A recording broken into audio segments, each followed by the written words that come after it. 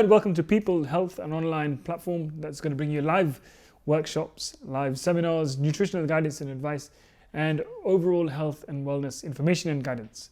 My name is Sumit. I am the head coach for the Peepul Enterprise Gym and Spa department, and today we are going to talk about blood pressure. So what is blood pressure? To understand blood pressure, we can imagine our house and the pipes which are inside our house which supply water to our house.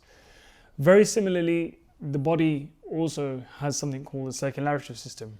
We have a lot of veins and arteries which are in our body. These are like the pipes, similarly to the house. What we need to understand with blood pressure is that in order for our body to function and move and survive and thrive, the cells need energy. That energy, obviously, we know that comes from nutrients, but the nutrients need to be carried into the cells. How does the body do this? Well, we need a few things. One is the circulatory system. So like, as I mentioned, the pipes in the body or the arteries. The second thing, we need an engine to pump the blood into the entire body. That engine is our heart. Now, the heart is stimulated by the nervous system, which actually gives you a strong contraction. And we know that there are two contractions. We've got systolic blood pressure and we've got diastolic blood pressure. In order for the body, in order for the heart to pump blood around the body, the first contraction needs to be stronger. This is why when we go and do our blood pressure, the systolic pressure is higher. It's anything between 90 to 120. This is a healthy range. The second pump that happens in the body is slightly different. What happens is that in these arteries, because their strength is not as strong as metal or pipe, which we have in the house, they are obviously in our body, they're made of tissues. Now these tissues are a little bit fragile or like rubber-like. So when the blood is pumped the first time into the body, these arteries can expand and contract. And over time, if the force is too much, then that force can actually damage the inside of the arteries or the tissues. This causes like an opening or a lining, you could say, and then that gets clogged by white blood cells and fatty acids and other adipose tissues. And because of this clogging, it restricts and it actually makes the arteries narrower, so therefore making it difficult for blood to be transported and shifted into the cells.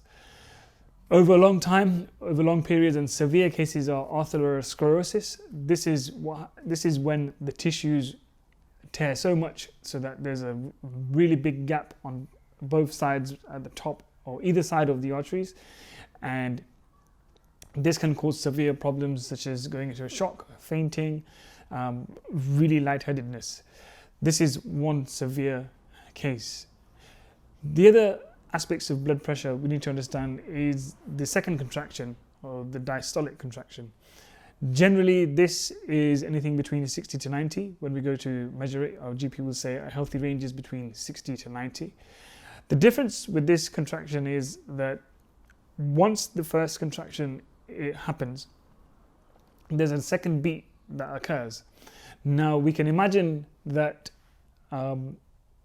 in between the arteries, you've got the first pump, which is a stronger pump. So that amount of force and pressure is pushed into the arteries and goes into the entire body. The second pump is actually the arteries coming back to what their normal positioning. So you can imagine like kind of an opening and then a closing. The second pressure, the diastolic pressure, is the actual closing. So in both cases, we've still got blood being pushed in the body. In the systolic, the contraction is stronger, and because of that contraction, it increases or it opens up the arteries. And then the second one is when the arteries actually come back to their normal lining, and that also creates pressure. That is a little bit softer because there is not much force in there. So that is the diastolic pressure, and that's why the reading is lower. It's between 60 to 90. We can classify blood pressure symptoms in two categories. We've got high blood pressure and low blood pressure. So let's go further into understanding the difference between high blood pressure and low blood pressure. Now that we've got a general understanding of blood pressure and what happens, let's go into high blood pressure and what's the difference. So with high blood pressure, generally we can understand this in the most simplest form is by the amount of force. This force can be created by a few factors.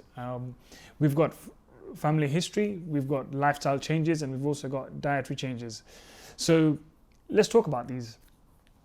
We know that when there's more force, when the blood is being forced at a stronger rate, that it can actually tear the tissues in the arteries, the inside of the arteries, over long duration of time, or if not addressed. If this keeps happening, then the tear gets bigger and bigger and bigger, and that creates a hole and a gap, and that gap is being filled by the white blood cells and then fatty acids and other adipose tissues.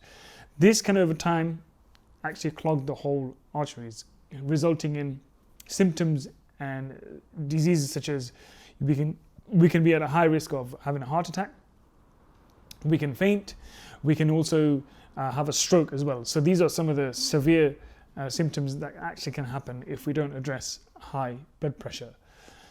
Some of the common causes of this also could be nutritional related. So for example, we hear a lot that a lot of salt can cause high blood pressure, and this is because you can imagine blood as a very sort of a syrup kind of form.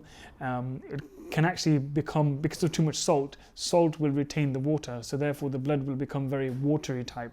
So then because that combination has become a lot more lighter and softer, it can be pushed a lot more faster. So again, this is one of the reasons why we can actually get high blood pressure. The other things can be like high levels of stress. When we are constantly elevated and our stress levels are elevated, our heart rate is going to be a lot more higher. And an increased heart rate means that our blood is going to be pushed throughout the body more often than not, because the body is going into a defensive mechanism or a survival mechanism. So it's trying to protect itself by tricking yourself and thinking that actually there's danger, and then therefore there's more blood being pushed in the body. So then if there's more blood being pushed in the body, then the cells receive more energy. So it's almost like a kind of a tricking system that happens internally but against us rather than for us. So these are some of the common symptoms or common understandings of high blood pressure. So what can we do if we've got high blood pressure? Well, there are a couple of things that we can do. Is that we can maintain a healthy lifestyle. Again, exercise is one, and then food and nutrition is the other one, and then recovery is the third one. So we'll look at this in more detail in our next video. Now that we've understood high blood pressure, let's go into understanding low blood pressure. Low blood pressure, we can see simply understanding it as just minimal force, not available for the blood to be pushed around the body. When there's not enough force for the blood to be pushed in the body, then the cells will not be receiving the nutrients, and therefore these can also cause certain symptoms to the body. Two of the main common causes of low blood pressure is a weak heart. Again, if the contraction is not strong enough, then the body will not be able to push blood around the body. And one of the common ones is dehydration.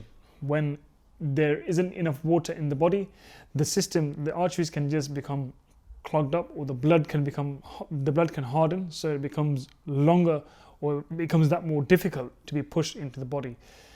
Some of the common symptoms for low blood pressure can be feeling weak, lightheaded, dizziness, and some of the severe ones can be, again, fainting or having a stroke, and blurred vision. These are some of the common severe symptoms of low blood pressure.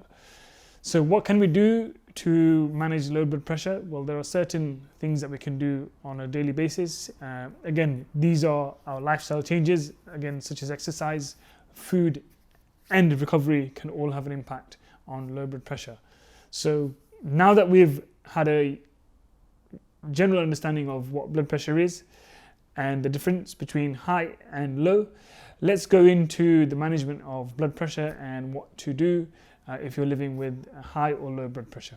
So if you're somebody living with blood pressure complications, then there are certain things that we can do on a regular daily basis to to make sure that we stay healthy.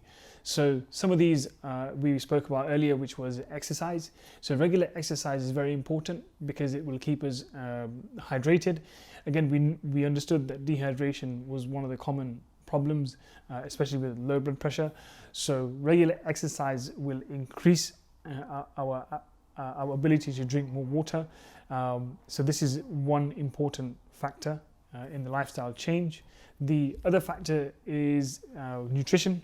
With nutrition, especially somebody with high blood pressure, we need to understand and be aware of our sodium intake, so salt, and other forms of liquids and electrolytes, because again, when we haven't got too much energy going into the body, we need that energy. So therefore electrolytes is a faster form of energy that can be through a liquid form that can be consumed, which will give us energy a lot more faster.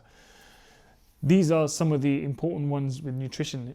High blood pressure is also correlated with obesity, so maintaining a healthy weight is very important. So for a lot of you, if you're overweight and you've got high blood pressure, then have a look at cutting your food down in terms of calories so that you can drop your weight. This is one of the best forms of managing high blood pressure on a daily basis. The other one is recovery and sleep. So with a lot of people with high blood pressure, your stress levels will be very high. So exercises such as yoga and breathing, and also recovery and making sure you're getting adequate sleep and rest. This will help you maintain your blood pressure levels on a daily basis. Some other things that we can do in terms of blood pressure is just gaining more awareness and asking people around who have got the same symptoms and what they do to manage and what lifestyle changes they have made to regulate their pressure. So these are some of the things which we can do if you're somebody living with high or low blood pressure. And to also add to the management of high and low blood pressure, we also need to look at another lifestyle change, which is our relationship with alcohol and cigarettes. So these are two also common factors which will affect high blood pressure and low blood pressure. So we may want to look at these as well.